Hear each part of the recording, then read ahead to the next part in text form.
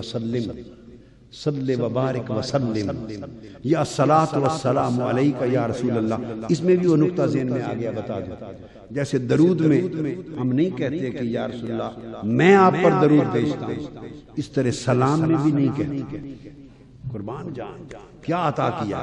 آپ پڑھیے نا الصلاۃ والسلام علیک یا رسول اللہ. اس میں نہ کوئی فاعل ہے نہ فعل.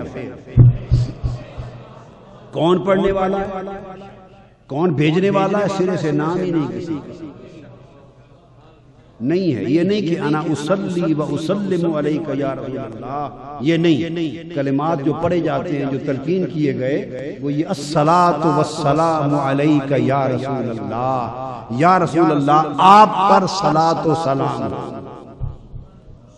یہ نہیں ہے کہ میری طرف سے ہو، یہ میرا ہو نا، آپ پر صلاۃ و سلام. کیونکہ صلاۃ بھی آپ کی، سلام بھی آپ، وہ بھی آپ. اس صلاۃ و سلام میں بھی اپنا نام نہیں اور صلاۃ میں بھی اپنا نام نہیں. نہ صلاۃ میں اپنا نام ہے نہ سلام میں اپنا نام ہے. تو نتیجہ کیا نکلا؟ نتیجہ یہ ہوا کہ صلاۃ و سلام ایک ایسا عمل ہے جو حضور میں فنائیت سکھاتا ہے. جو سبق حضور کی نسبت میں فنا ہونے کا دیتا ہے کہ بندے خود کو یوں فنا کر دے کہ تیرا نہ نام بچے نہ نشان. حضور میں یوں فنا ہو جا.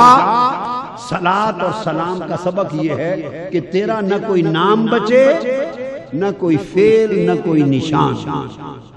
میں تو بچے ہی نہیں، اس کو فنا کر دے. یہ صلاۃ و سلام کا درس ہے.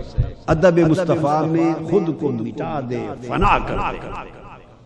اللہ علیکہ یا رسول اللہ صلی اللہ علیکہ یا حبیب اللہ صلی اللہ علیکہ یا رسول اللہ صلی اللہ